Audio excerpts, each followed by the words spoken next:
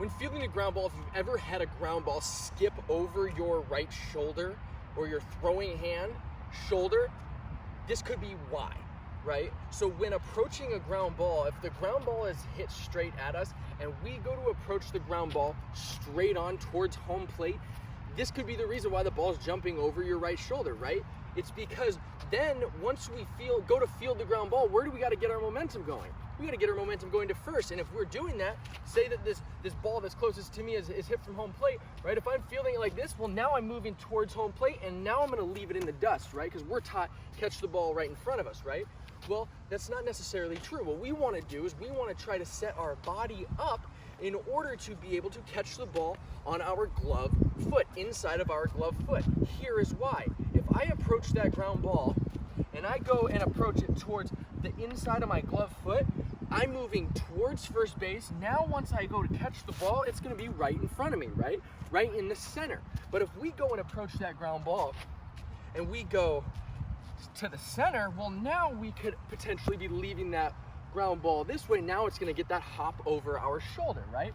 So I put these 3 baseballs in line towards first base because I want to set my body up in order to be able to field this ball while creating momentum towards first base and catching the ball on the glove side, inside part of the glove foot, right? So if the ball is hit from home plate, I'm going to go ahead and get my body moving and get around that ball so that way I can get my momentum going towards first this way. And now see where my hips are pointed? My hips are now squared off towards first base because that's where I'm going, right? So if I'm moving that way, now I'm going to be coming this way, and now I've got the ball coming up right into my chest or into my stomach. And if that ball takes a bad hop, well, now that ball's going to hit and it's going to land in front of me, versus if I catch it in the middle and I'm moving, now that ball's going to hit and it's going to go over my shoulder, right? Which is what we don't want. So I set these 3 balls up in line with first base, so that way now the ball is hit, boom, I get my right, left, my hop, I'm coming around it, now I'm squaring off towards first base, going inside part of my glove foot here, I'm going to field it, and I'm going to be able to come through and now make a good clean throw to first base. All right, I want to talk about my right, left, and my footwork in the infield, right? So our job is to field the ball and get rid of it quickly so that way we can throw the runner out, right? So in order to do that, we want to make sure we're taking the least amount of steps as possible, right? So what we mean by that is, I'm going to go ahead and put a baseball here. So when I'm fielding this baseball, right, I'm going to go and I'm going to approach it, and I'm going to approach it right, left. Now, I want to try to work on it and be as quick as possible, right? So I want to try to work on something that's going to allow me to be as quick as possible. So try to do it. Once you catch the ball, you get 2 steps to try to release the ball. Try to work on being as quick as possible. So like I said, we're going to approach the ground ball. We're going to go right, left, right?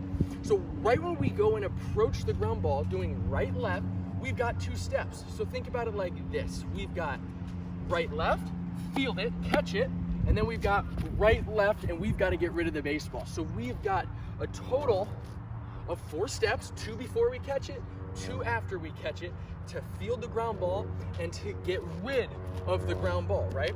So if I got the ball here and I'm going through, I'm gonna go boom, I'm gonna approach, we got right, left, we got field it and get rid of it and make that throw.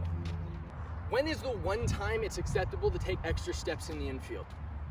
The only time it's acceptable to take extra steps in the infield when fielding a ground ball is when we don't have a grip, right? So say you go around it, you're right, left, boom, we catch the ball, we come up, I don't have my grip, I'm palming the ball. Well, I'm not gonna be able to make a good strong throw palming the ball or not having a good grip, right? We wanna make sure we have a good 4-seam grip.